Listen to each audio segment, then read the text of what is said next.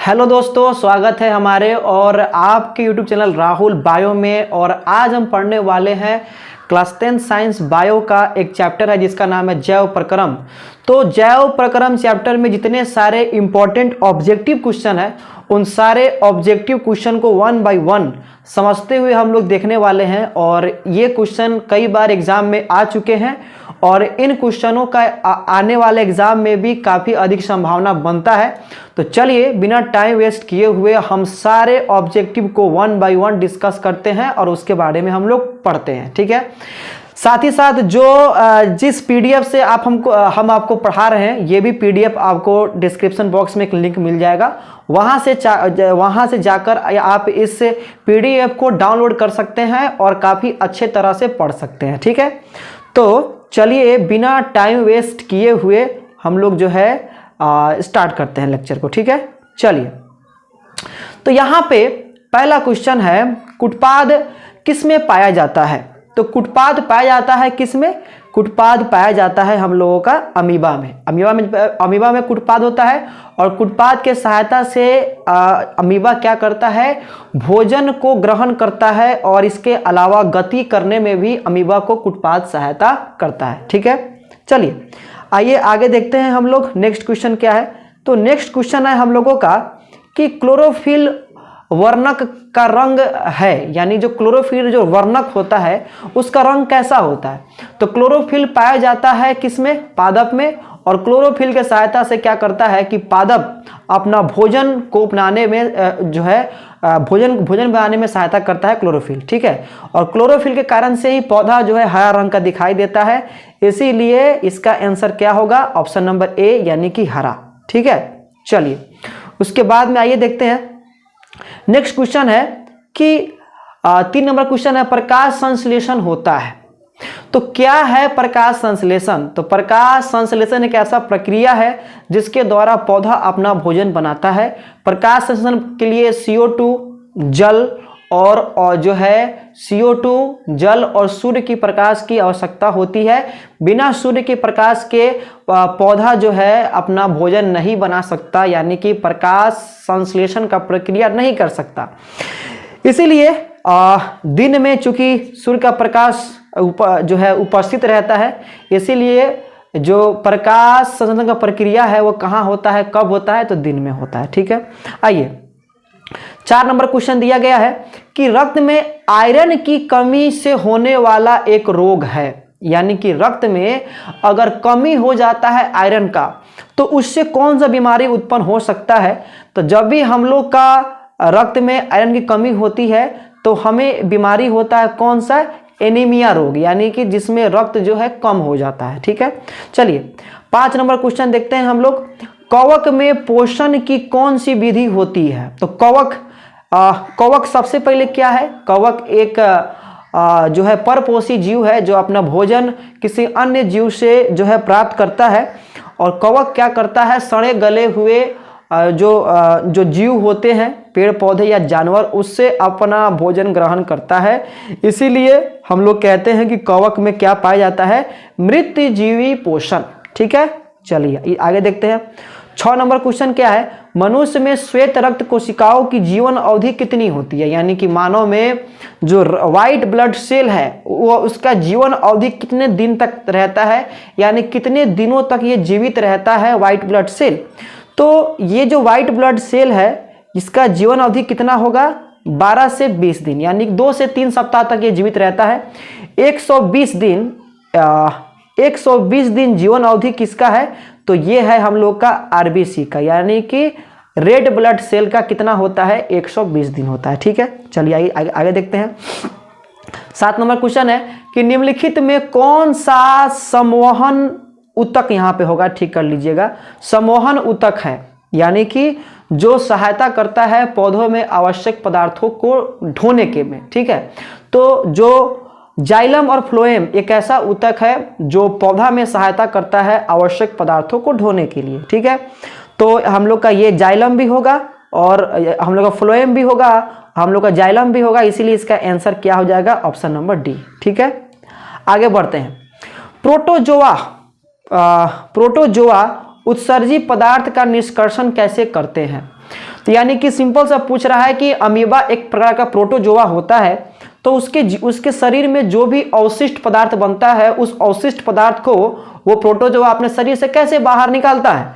तो विसरण एक ऐसा प्रक्रिया है जिसके द्वारा प्रोटोजोआ अपने अंदर जो भी अवशिष्ट पदार्थ बना है उसको शरीर से बाहर जो है निकालता है। विसरण एक ऐसा प्रक्रिया है जिसमें उच्च सांद्रता से निम्न सांद्रता की ओर पदार्थों का गमन होता है, यानी गति करते हैं। ठीक है, चलिए 9 नंबर क्वेश्चन क्या है कि मनुष्य में आहार नाल में अवशेषी अंग है।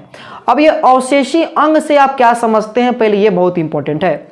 अवशेषी अंग उस अंग को बोलते हैं जिसका कोई काम नहीं होता है, ठीक है, जिसका कोई काम नहीं है। तो हमारे पाचन तंत्र में यानी कि हम लोग का आहार नाल में वो कौन ऐसा अंग है जो अवशेषी अंग है, जिसका काम नहीं है। तो जो अपेंडिक्स है, अपेंडिक्स यानी कि जिसको इंग्लिश में भी जिसको हम हिंदी में बोलते हैं परिशेषिका, जो बड़ी आंत से जुड़ा हुआ रहता है, यह वो अंग है हमारे आहार नाल का जिसका कोई काम नहीं है। इसीलिए हम लोग मनुष्य के आहार नाल में जो अपेंडिक्स है वो एक अवशेषी अंग है जिसका कोई काम नहीं होता है। ठीक है, चलिए 10 नंबर क्वेश्चन पे ध्यान से देखते हैं। निम्नलिखित में कौन ट्रिप्सिन एंजाइम का कार्य है, यानी ट्रिप्सिन एंजाइम का काम क्या है।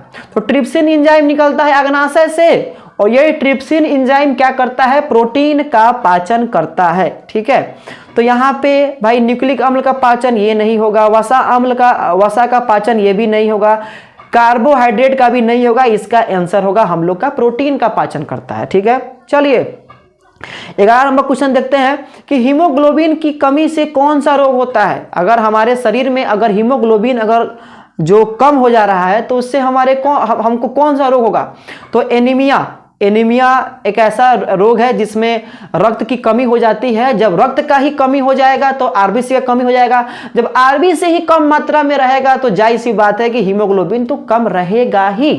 ठीक है, चलिए 12 नंबर क्वेश्चन देखते हैं। ऑक्सीजन का वाहक है, यानी कि ऑक्सीजन को कौन ढोने में सहायता करता है।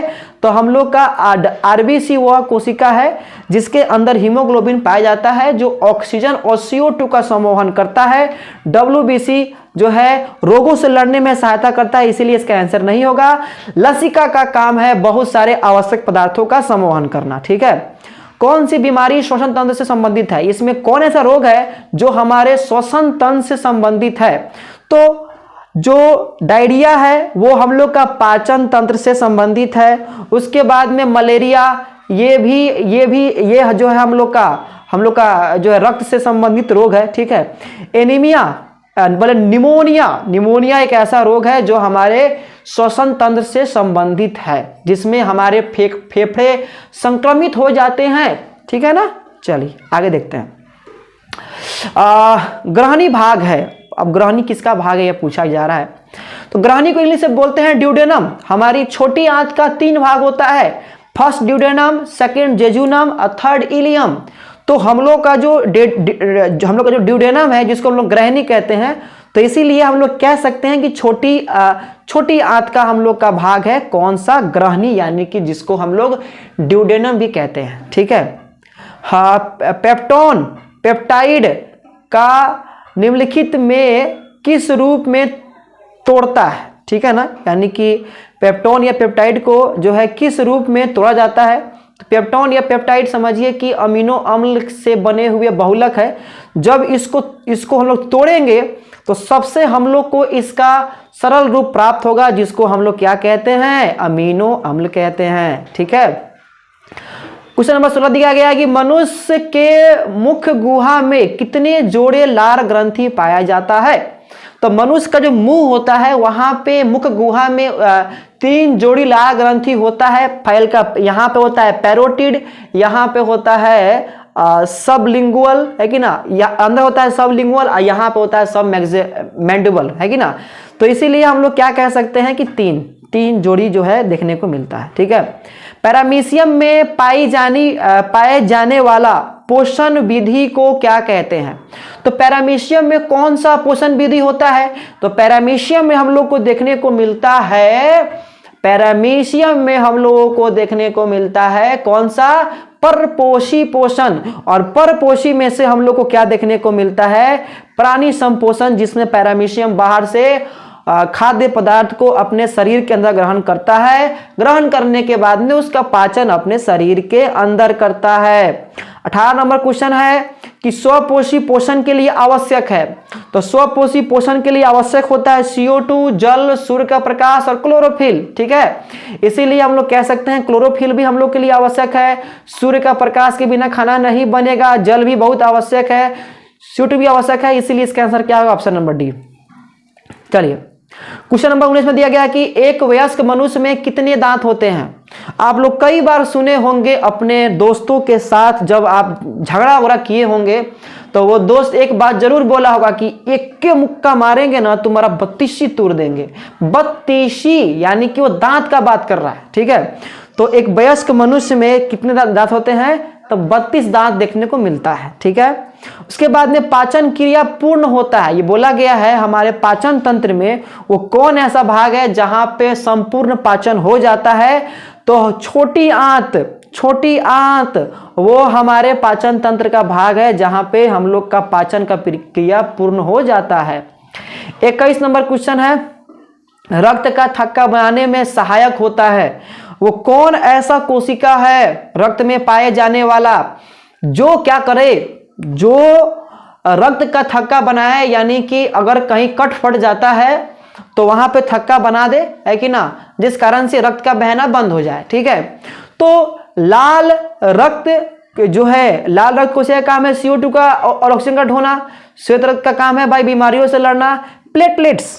प्लेटलेट्स वह कोशिका है हमारे रक्त में पाए जाने वाला वो कोशिका है जो रक्त का थक्का बनाता है अगर कहीं कटफट जाता है तो। ठीक है, 22 नंबर क्वेश्चन दिया गया है कि मनुष्य के शरीर की सबसे बड़ी ग्रंथि कौन सी है। माने वो कौन ऐसा ग्रंथि है जो मनुष्य के शरीर में पाया जाता है जो सबसे बड़ा होता है, तो लीवर, जिसको हम लोग जिगर भी बोलते हैं, जिसको हम लोग यकृत भी बोलते हैं। 3 नाम आपको बता दिए।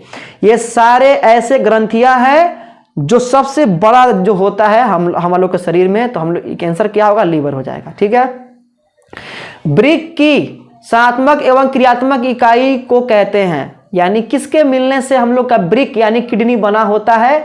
ब्रिक यानी किडनी, तो इसका आंसर होगा नेफ्रॉन, जिसको हम लोग विक्राणु के नाम से भी जानते हैं। ठीक है, रक्त में हल्के पीले रंग के चिपचिपे द्रव को क्या कहते हैं, यानी कि रक्त में हल्का सा पीला रंग के चिपचिपा रंग के द्रव होता है, उसको हम लोग क्या कहते हैं, तो इसको हम लोग कहते हैं कौन सी, इसको हम लोग कहते हैं हम लोग लसिका यानी कि लिम्फ। ठीक है, चलिए प्रकाश संश्लेषण क्रिया में ऑक्सीजन बाहर निकलता है, किससे बाहर निकलता है, तो प्रकाश संश्लेषण का प्रक्रिया में जो हम लोग का जल होता है, जल H2O, इसी जल को तोड़कर जो है क्या किया जाता है, इसी जल को तोड़कर ऑक्सीजन मुक्त जो है होता है, इसीलिए इसका आंसर होगा जल से। ठीक है, पादप में फ्लोएम संवाहक होता है, आपको याद रखना है। ज से जाइलम, ज से जड़, ज से जल, तो फ्लोएम क्या करेगा, फ्लोएम वो ऊतक है जो भोजन का संवहन करेगा, इसीलिए इसका आंसर क्या होगा इसका आंसर भोजन का। अगर जाइलम पूछता तो यहां पे आंसर का क्या होता, सी होता, यानी कि जल। खुला परिसंचरण तंत्र किसमें पाया जाता है, यानी कौन ऐसा जीव है जिसमें खुला तंत्र देखने को मिलता है, तो कॉकरोच, जिसमें प्रत्येक कोशिका रक्त के संपर्क में रहता है। हम लोग का जो प्रत्येक कोशिका है वो रक्त के संपर्क में नहीं है, रक्त में डूबा हुआ नहीं है रसगुल्ले की तरह, लेकिन कॉकरोच में ऐसा देखने को मिलता है कि प्रत्येक कोशिका जो है रक्त के संपर्क में देखने को मिलता है। नेक्स्ट क्वेश्चन है, जठर ग्रंथियां कहां पाई जाती है, तो जठर ग्रंथि पाया जाता है कहां पे, हम लोग का पेट में होता है जठर ग्रंथि, और उससे निकलता है जठर रस जो प्रोटीन का पाचन में सहायता करता है। तो कहां पे होता है, पेट में, और पेट को हम लोग क्या कहते हैं, अमाशय बोलेंगे। ठीक है, चलिए अब यहाँ पे नेक्स्ट क्वेश्चन है, पायरुवेट के विखंडन से यह कार्बन डाइऑक्साइड, जल तथा ऊर्जा देता है, यह क्रिया कहाँ होता है? तो सबसे पहले ग्लूकोज को तोड़ते हैं पायरुवेट में, कोशिका द्रव्य में, और फिर उस कोशिका द्रव्य से वो पायरुवेट जाता है माइटोकॉन्ड्रिया में। माइटोकॉन्ड्रिया में उस पायरुवेट को तोड़कर CO2, जल और ऊर्जा जो है मुक्त होता है। तो ये आंसर इसका क्या होगा? आंसर होगा इसका बी। ठीक है। वाष्पो उत्सर्जन कैसी प्रक्रिया है? क्या है पहले वाष्पो उत्सर्जन? तो प्रकाश संश्लेषण के दौरान जब पौधा बना लेता है, अतिरिक्त जल को बनाता है, तो उस जल को पौधा अपने रंध्र के सहायता से शरीर से बाहर निकालता है, और इसी प्रक्रिया को हम लोग वाष्पो उत्सर्जन के नाम से जानते हैं। ठीक है। तो ये क्या है? यह एक भौतिक प्रक्रिया है। ठीक है। चलिए, मानव हृदय का औसत प्रकुंचक दाब लगभग होता है। ठीक है। तो यानी कि प्रकुंचक दाब और जो है शिथिलन दाब, तो यानी कि जो प्रकुंचक दाब होता है मानव का, वो कितना होता है? 120 mm/Hg। ठीक है। और शीतलन दाब कितना होता है? 80। इसीलिए मानव का सामान्य जो ब्लड प्रेशर होता है वो कितना होता है? 120/80। ठीक है। चलिए, स्टोमाटा पौधों के किस अंग में पाया जाता है? स्टोमाटा यानी जिसको रंध्र के नाम से जानते हैं, जो गैसों का आदान प्रदान करने में सहायता करता है। तो स्टोमाटा हम लोग को कहाँ देखने को मिलता है? हम लोग को देखने को मिलता है पत्तियों में, और पत्तियों के, और इसी के सहायता से पौधा जो है CO2 और ऑक्सीजन का आदान प्रदान करता है। ठीक है। प्रकृति में ऑक्सीजन का संतुलन कैसे बना रहता है? यानी कि बताइए कि हम लोग का प्राकृतिक में CO2 और O2 का बैलेंस कैसे बना रहता है? तो प्रकाश संश्लेषण वो ऐसा प्रक्रिया है जिसके द्वारा हमारे प्राकृतिक में CO2 और ऑक्सीजन के बीच में बैलेंस बना रहता है। हम लोग क्या करते हैं? ऑक्सीजन को लेते हैं, CO2 को छोड़ते हैं, और पौधा क्या करता है? पौधा CO2 को लेता है और ऑक्सीजन को छोड़ता है। इस प्रकार से जो प्राकृतिक में बैलेंस बना रहता है CO2 और ऑक्सीजन के बीच, और वो प्रक्रिया है हम लोगों का प्रकाश संश्लेषण। ठीक है। चलिए, मनुष्य में सांस लेना और सांस और छोड़ने की क्रिया को क्या कहते हैं? यानी मनुष्य जो सांस लेता है और सांस छोड़ता है, तो इस प्रक्रिया को क्या कहते हैं? इस प्रक्रिया को कहते हैं श्वासोच्छ्वास। ठीक है। यानी कि option number A. Ethyl alcohol किस प्रकार के श्वसन में बनता है? तो इथाइल अल्कोहल बनता है अवायवीय श्वसन में, जब ईस्ट जैसे जीव ऐसे होते हैं जो ऑक्सीजन के अनुपस्थिति में अपना खाना बनाते हैं, और उस समय वो क्या करते हैं? इथाइल अल्कोहल को बनाते हैं। इसीलिए हम लोग इसको क्या कहेंगे? अवायवीय श्वसन में ये बनता है। ठीक है। चलिए, निम्नलिखित में कौन उत्सर्जी अंग है? निम्नलिखित में से कौन जो है उत्सर्जी अंग है जो अवशिष्ट पदार्थ को शरीर से बाहर निकालने का काम करता है? ठीक है। तो हम लोग का जो वृक्क है यानी किडनी है, किडनी एक ऐसा अंग है जो हमारे रक्त को छानने का काम करता है। छान लेने के बाद में उसमें से जितना सारा अवशिष्ट पदार्थ है उसको शरीर से बाहर निकालने का काम करता है। इसीलिए इसका आंसर होगा ऑप्शन नंबर ए, यानी कि वृक्क। ठीक है। रक्त क्या है? अब ये थोड़ा सा बहुत ही जटिल प्रश्न है, क्योंकि इसमें लगभग लगता है कि सारा आंसर ही सही है। ठीक है।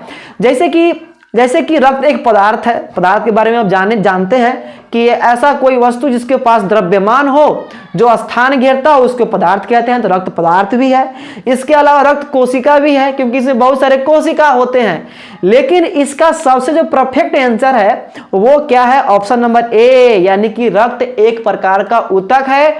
ऊतक क्यों है? क्योंकि इसमें बहुत सारे कोशिकाएं होते हैं। ठीक है। जैसे कि WBC, RBC, प्लेटलेट्स। और एक कैसा ऊतक है? संयोजी ऊतक है। ठीक है। चलिए, रेजिन एवं गोंद कहाँ संचित रहते हैं? तो पहले रेजिन और गोंद क्या है? पादप में पाए जाने वाला एक अवशिष्ट पदार्थ है जो पुराने जाइलम में क्या होते हैं, इकट्ठा इसको रखा जाता है। ठीक है, 39वां प्रश्न है कि मृत्स्य के मुख्य श्वसन अंग है। पहले मृत्स्य क्या है? मृत्स्य यानी कि एक ऐसा वर्ग है जिसमें मछलियों को रखा गया है। तो मछलियों में जो प्रमुख उत्सर्जन अंग है, जिससे अवशिष्ट पदार्थ, जिससे नहीं, जो प्रमुख जो श्वसन अंग है जिसके सहायता से वो गैसों का आदान प्रदान करता है, वह है उसका गिल्स, जिसको हम लोग गलफड़ कहते हैं, जो कान, जो उसके सर के बगल में देखने को मिलता है। ठीक है, मानव में डायलाइसिस थैली किसे कहते हैं? डायलाइसिस थैली का कहने का अर्थ हुआ कि वो थैली जो रक्त में उपस्थित अवशिष्ट पदार्थ को छान के बाहर निकालता है। तो मानव में डायलाइसिस थैली का काम है किसको कहते हैं? नेफ्रॉन को कहते हैं, जो मानव के वृक्क में देखने को मिलता है, जो रक्त में उपस्थित अवशिष्ट पदार्थ को छानकर बाहर मूत्र के रूप में बाहर निकालता है। ठीक है, चलिए देखते हैं नेक्स्ट क्वेश्चन, जिसका नाम है 41वां क्वेश्चन।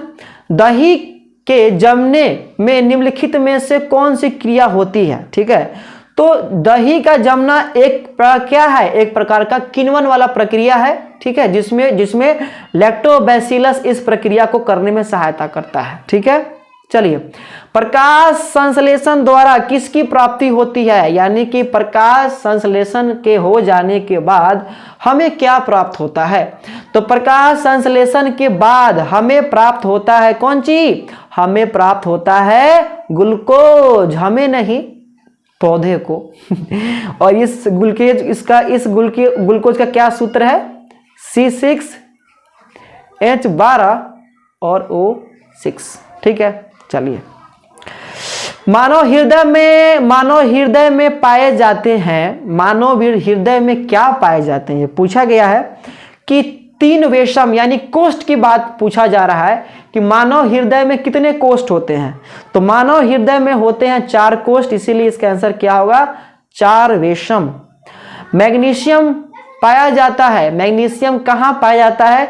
तो मैग्नीशियम पाया जाता है क्लोरोफिल में। ठीक है, उसके बाद में कौन सी क्रिया सभी जीवों के लिए अनिवार्य है? यानी कि चाहे वो पौधा हो चाहे वो जंतु हो, अगर वो क्रिया अगर नहीं करेगा तो वो जीवित नहीं रह सकता है। तो भाई, प्रकाश जो संश्लेषण है वो केवल पादप के लिए आवश्यक है, हमें तो आवश्यक है नहीं। उसके बाद में वाष्प उत्सर्जन, ये भी आवश्यक है पादप को ही, ये भी हम लोग को लिए आवश्यक नहीं है। उसके बाद में श्वसन एक ऐसा प्रक्रिया है जो सारे जीवों के लिए आवश्यक है, मानव के लिए, उसके बाद में पादप के लिए, यहां तक कि सूक्ष्म जीव के लिए भी, क्योंकि श्वसन एक ऐसा प्रक्रिया है जिसके द्वारा ऊर्जा का होता है उत्पादन। अब बिना ऊर्जा के कोई जीव जीवित नहीं रह सकता है, इसीलिए श्वसन एक ऐसा प्रक्रिया है जो सभी जीवों के लिए अनिवार्य है। चलिए, कौन सी क्रिया सभी जीवों के लिए अनिवार्य है? ये डबल हो चुका है। कौन सी क्रिया सभी जीवों के लिए अनिवार्य है? तो श्वसन हो जाएगा। कौन सी क्रिया सभी जीवों के लिए अनिवार्य है? यहां भी सेम क्वेश्चन है, इसका भी आंसर क्या होगा? श्वसन होगा। ठीक है, वो प्रक्रम जिसके द्वारा शरीर में ऊर्जा उत्पादन होता है कहलाता है। आपको बताया अभी बताया कि वो कौन ऐसा प्रक्रिया है जिसके द्वारा शरीर में ऊर्जा बनता है। तो श्वसन एक ऐसा प्रक्रिया है जिसके द्वारा जो है ऊर्जा का उत्पादन शरीर में होता है। ठीक है, पौधों में वायवीय भाग से जल के निष्कर्षण की क्रिया को कहते हैं। ठीक है, पौधों में वायवीय भाग से जल का निष्कर्षण की क्रिया को कहते हैं, क्या कहते हैं? वाष्पोत्सर्जन। एक ऐसा प्रक्रिया जिसमें पौधा अपने द्वारा अपने अंदर बने हुए अतिरिक्त जल को बाहर निकालता है, वाष्पोत्सर्जन कहलाता है। पौधों में वायवीय भागों से जल का निष्कर्षण क्रिया क्या कहलाता है? वही सेम क्वेश्चन रिपीट हो गया है। चलिए, तो इस प्रकार से अगर देखा जाए तो हम लोग जैव प्रक्रम में लगभग 48 क्वेश्चन के बारे में पढ़े, जो बहुत ही इंपॉर्टेंट है आपके आने वाले एग्जाम में। तो इस वीडियो को एक बार 2 बार देख लीजिएगा और ये जो क्वेश्चन है वो उसकी आने की संभावना काफी अधिक है।